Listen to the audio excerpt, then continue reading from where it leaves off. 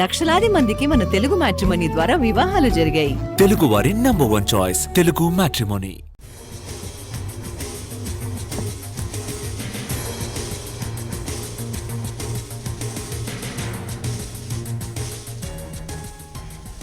గోదావరి ప్రాంత వాసులు ఎంతో కాలంగా ఎదురుచూస్తున్న అఖండ గోదావరి ప్రాజెక్టు నిర్మాణానికి మరికొన్ని గంటల్లో అంకురార్పణ జరగనుంది.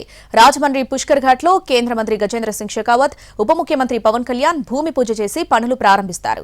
హేవ్లాక్ బ్రిడ్జి పునర్నిర్మాణం, గోదావరి నదీ తీరంలో పర్యాటక కేంద్రాల ఏర్పాటు, పుష్కరాల రేవును అభివృద్ధి చేయనున్నారు. అఖండ గోదావరి పర్యాటక ప్రాజెక్టు పనుల ప్రారంభానికి అంతా సిద్ధమైంది. ఇవాళ కేంద్ర పర్యాటక మంత్రి గజేంద్ర సింగ్ షెకావత్, డిప్యూటీ సీఎం పవన్ కళ్యాణ్లు పనులను ప్రారంభించబోతున్నారు. 94,44,00,000 అంచనా వ్యయంతో అఖండ గోదావరి ప్రాజెక్టుకు రూపకల్పన చేసింది ఆంధ్రప్రదేశ్ ప్రభుత్వం. ఈ ప్రాజెక్టు పూర్తయితే గోదావరి పరివాహక ప్రాంతాలు కొత్త అందాలు సంతరించుకోబోతున్నాయి. హేవ్లాక్ వంతెన పునర్నిర్మాణం, ఆధ్యాత్మిక కేంద్రంగా పుష్కర్ ఘాట్ అభివృద్ధి, గోదావరికి నిత్యహారతి, ఎక్స్పీరియన్స్ సెంటర్గా కడియం నర్సరీలు, పర్యాటక కేంద్రంగా బ్రిడ్జి లంక, నిడదవోలులోని ప్రఖ్యాత కోట సత్యమ్మ ఆలయానికి సరికొత్త శోభ వంటి అభివృద్ధి పనులు జరగబోతున్నాయి. ఇప్పటికే పుష్కర్ ఘాట్ అభివృద్ధికి టెండర్ల ప్రక్రియ పూర్తయింది.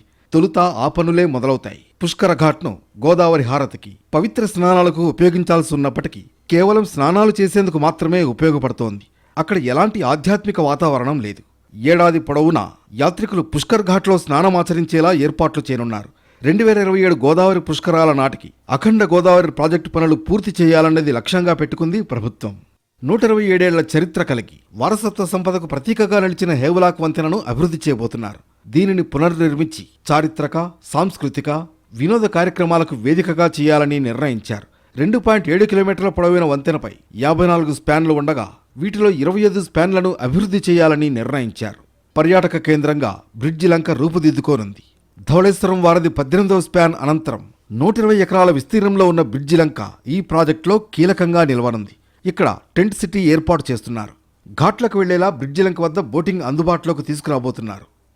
గోదావరి చుట్టుపక్కల పర్యాటకులు ఆహ్లాదంగా సేద తీరేలా, ప్రశాంతమైన వాతావరణాన్ని ఆస్వాదించేలా పడవలపై షికారు చేసే విధంగా తీర్చిదిద్దనున్నారు.